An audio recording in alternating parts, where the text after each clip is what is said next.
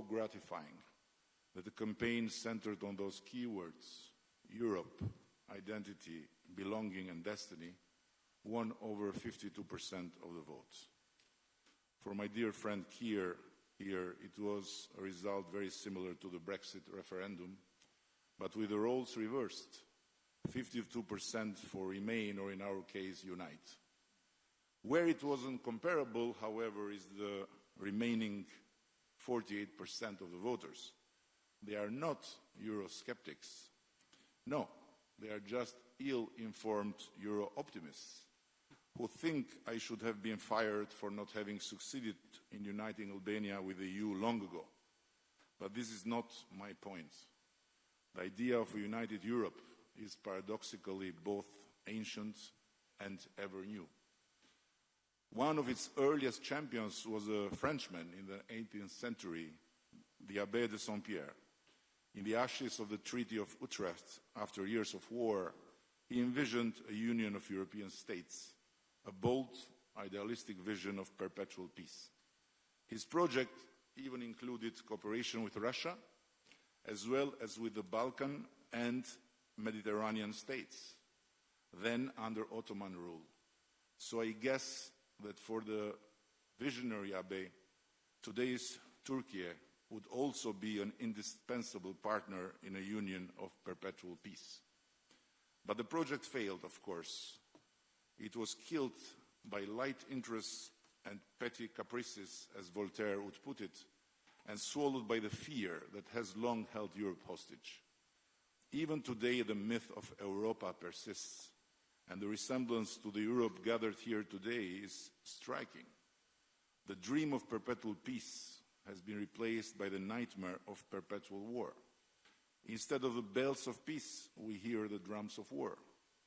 There is a palpable sense of shortness of breath as we confront the forces threatening Europe's very foundations.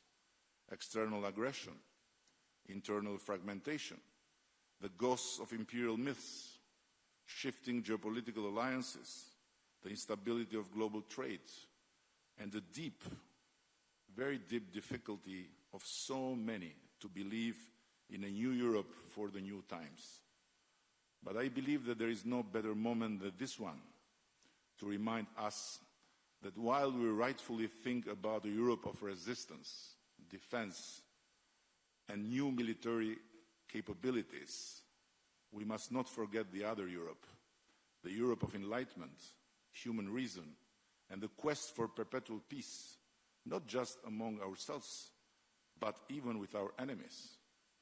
That Europe, which at a certain point gave birth to the most improbable political project in human history, the European Union, taught us that even former mortal enemies could come together, their wounds still fresh from the battle, and create a bond for life. They turned old rivers of blood into new avenues of peace, agreeing that conflict could only be tamed through commerce, that free trade is essential to free minds, and that security comes not from increasing threats, but from expanding rights and equal opportunities. It was that Europe that taught us that in the midst of the most horrific conflicts, we must maintain some faith in the humanity of our enemies. Otherwise, as Immanuel Kant reminds us, when hostilities degenerate into a war of extermination, all justice is destroyed and perpetual peace becomes the burial ground of humankind. The enemies of peace should not drag us into the glorification of weapons. Here in the Balkans, we have survived war, bombs, territorial conflicts, destruction and disruption. It happened in our lifetimes, not in some distant black and white documentary archive. And we have learned that peace has no competitors. Perhaps that is why hope in that other Europe is greatest here. The most Euro-optimistic among all of us gathered today in this house live not in Paris or in Berlin, but in Tirana and Podgorica, where belief in the European ideal runs deep. We have survived economic collapse. We have survived migration and displacement. We have survived fake news even before the term was coined. And we have learned that cooperation has no losers. Perhaps that's why we believe that Europe remains the most fertile ground to turn the darker currents of history into shining paths of the future. Europe for us is as much a shared spiritual space as it is a mosaic of many different regions, languages, and religions.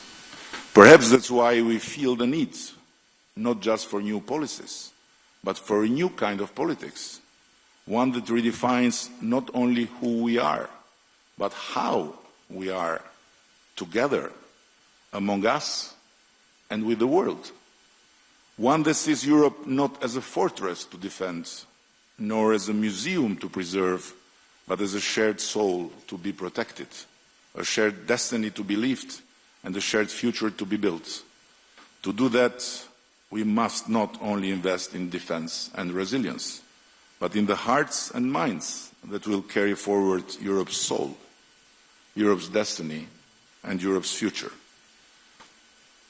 And let me ask you, my very dear friends, why not imagine an EPC of education, of science, and artificial intelligence, and transnational lines beyond weaponry, a terrain of interconnected sources of knowledge, research, and innovation, where non-EU or not yet EU territories can become new frontiers for investments, free from bureaucracy, regulations, and fiscal burdens.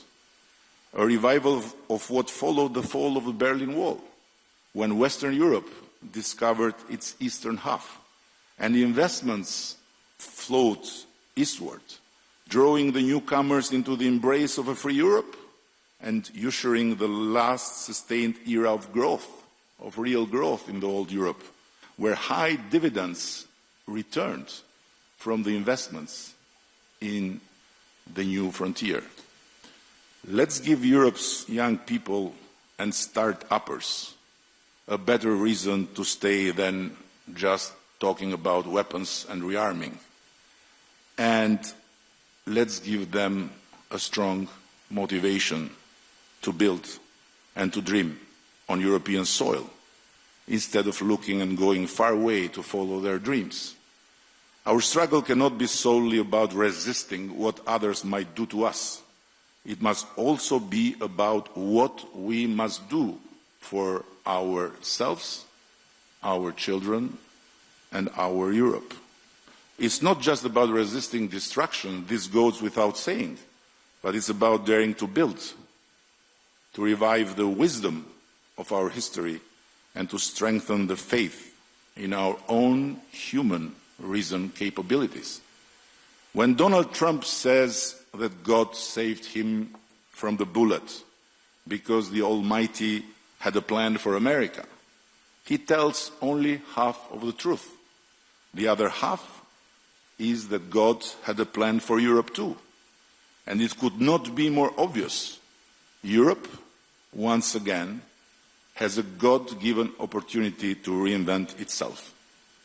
Let us ensure that Europa's journey, ours in this case, is not one of abduction, as in the painting of Veronese, but of return and renaissance.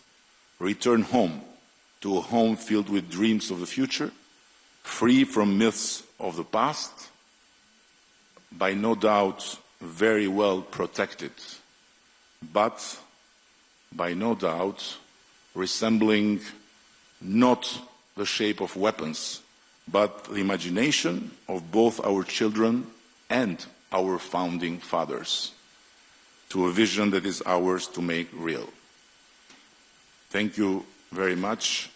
And now, as a host, I am honored to pass the floor to the President of the European Council, Antonio Costa.